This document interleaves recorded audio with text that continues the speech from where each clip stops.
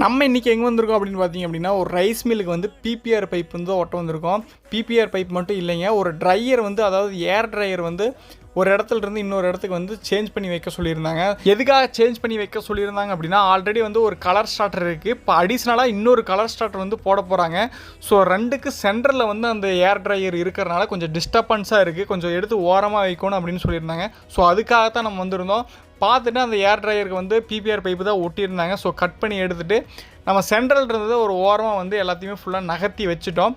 நகர்த்தி வச்சுட்டு அதுக்கப்புறம் நம்ம பிபிஆர் பைப் வந்து ஹீட் பண்ணி, ஹீட்டர் மூலமாக ஹீட் பண்ணி அதுக்குண்டான கப்ளிங்கு, எல்போ, டீ இதெல்லாம் போட்டு ப்ராப்பராக எல்லாமே ஒட்டி ஃபினிஷிங் பண்ணியும் கொடுத்துட்டோம். இந்த ஏர் ட்ரையர் எதுக்காக யூஸ் பண்ணுறோம் அப்படின்னு பார்த்தீங்க அப்படின்னா, கம்ப்ரஸர் காற்றுல உள்ள ஈரப்பதத்தை உறிஞ்சதுக்காக மட்டும்தான் இந்த ஏர் ட்ரையர் வந்து யூஸ் பண்ணியிருக்கோம்.